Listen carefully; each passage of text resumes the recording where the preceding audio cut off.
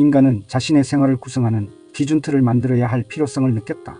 일상에서 마주치는 어떻게와 왜를 체계적으로 설명하는 것은 문화 형성의 필수 요소다. 현대의 세계관은 17세기 뉴턴의 기계론적 우주관에 기초하고 있다. 그러나 이제 엔트로피 법칙이라는 새로운 세계관이 떠오르고 있으며 이것은 지금의 기계론적 세계관을 대체할 것이다.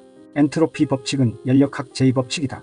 제1법칙은 우주 안의 모든 물질과 에너지는 불변하므로 창조될 수 없고 단지 그 형태만 바뀔 뿐이라는 법칙이다. 제2법칙은 물질과 에너지는 한 방향으로만 변한다는 것이다. 즉 유용한 상태에서 무용한 상태로, 획득 가능한 상태에서 획득 불가능한 상태로, 질서 있는 상태에서 무질서한 상태로 변한다는 것이다.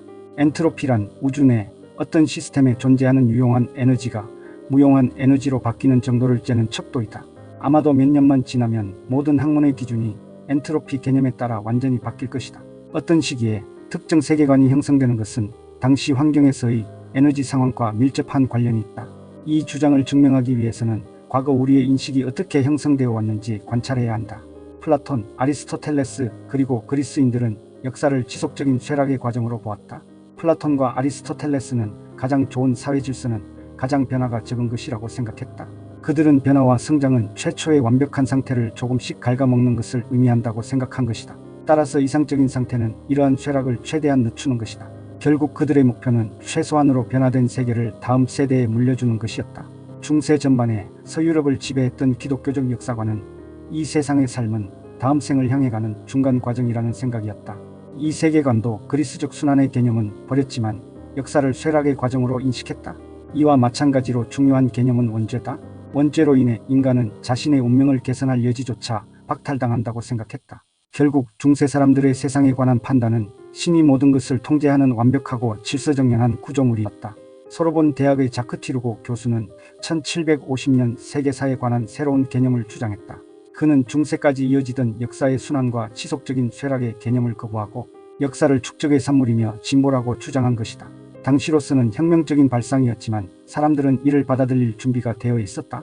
13세기부터 1750년 사이에 유럽 사람들의 마음에 이미 근본적인 변화가 일어난 것이다.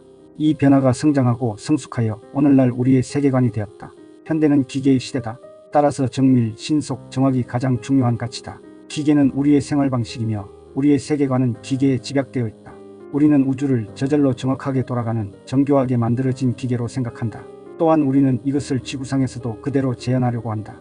현대인에게 역사는 기술 발달의 과정이다. 모든 세계관에는 창시자들이 있다. 현대 기계론적 세계관은 프랜시스 베이컨, 르네 데카르트, 아이작 뉴턴 등 세 사람의 공동작품이다. 베이컨은 고대 그리스 세계관을 통렬히 비난함으로써 기계 패러다임의 초석을 놓았다. 그는 세계를 구성하는 더 나은 방법이 있다고 믿었다. 베이컨이 새로운 세계관의 문을 열자 이어 들어온 사람은 수학자인 데카르트였다. 그는 막 문을 연 새 집의 평면도를 들고 왔다. 다음으로 아이작 뉴턴이 바짝 쫓아왔다. 뉴턴은 사업에 필요한 모든 도구를 가져왔다. 데카르트는 세계를 이해하고 암호를 풀고 인간의 목적에 맞게 통제하는 열쇠는 오로지 수학뿐이라고 생각했다. 데카르트의 세계에서 모든 것은 저마다의 자리가 있고 서로 조화를 유지하고 있다. 그의 신념에 따르면 역사를 혼돈과 쇠락의 과정으로 보는 그리스적 세계관은 수학적이 아니므로 옳지 않다. 데카르트는 인간이 세계의 진리를 알아내고 그 주인이 될 수 있다는 신념을 심어주었다. 그러자 뉴턴이 나타나 그 신념을 실현할 도구를 제공했다. 기계적 운동을 설명할 수학적 방법론을 찾아낸 것이다.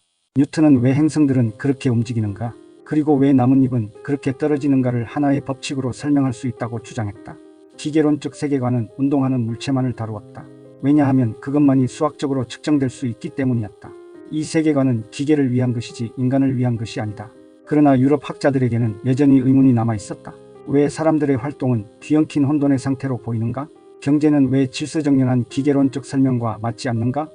이 딜레마는 쉽게 해결되었다. 사회가 잘못된 것은 사회가 자연의 법칙을 따르지 않았기 때문이라는 것이다. 이제 인간은 새로운 삶의 목표를 찾았다. 지금 살고 있는 세계에서 완벽을 추구하는 것이다. 우주 법칙과 사회의 기능 원리 사이의 관계를 연구한 사람이 있었다. 정부와 사회의 역할을 기계 패러다임 안으로 끌어들인 사람은 존 로크이며 경제를 기계론 안으로 끌어들인 사람은 애덤 스미스였다. 로크로 인해 현대인의 운명은 결정되었다. 개인의 생존 의미와 목표는 오직 생산과 소비로 전락해버렸다. 인간의 꿈을 모두 물질적 이익의 추구라는 울타리 안에 가두어 버린 것이다. 애덤 스미스는 경제도 자연의 법칙을 따르면 성장하지만 정부의 규제와 통제 때문에 부자연스러운 방향으로 끌려가고 있다는 것이다. 따라서 가장 효율적인 경제 운영 방법은 자유방임이라는 것이다. 애덤 스미스는 경제에서 도덕성을 제거해버렸다. 오늘날까지도 우리를 지배하고 있는 이들의 가설을 요약하면 다음과 같다. 우주에는 정밀한 수학적 질서가 있다. 그러나 불행히도 지구상의 대부분은 혼돈과 혼란 속에 있다. 그러므로 이런 것들을 재배열하여 우주의 질서를 지구상에도 도입해야 한다. 인간의 물질적인 부가 축적될수록 세계는 더 질서 있게 된다. 과학과 기술은 이를 실천하는 도구다. 기계론적 세계관이 최대의 승리를 누린 것은 1859년 찰스 다윈이 종의 기원을 출판한 이후부터다. 다윈의 생물학적 진화 이론은 뉴턴의 과학적 발견만큼이나 경탄할 만한 것이었다. 그러나 다윈의 연구 성과는 제대로 이해되지 못하고 오히려 기계론적 세계관을 정당화하는 데 이용되었다.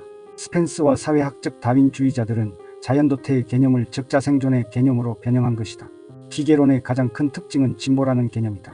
진보는 덜 질서 있는 자연적 세계가 인간에 의해 이용되어 더 질서 있는 물질적 환경으로 나아가는 과정을 말한다.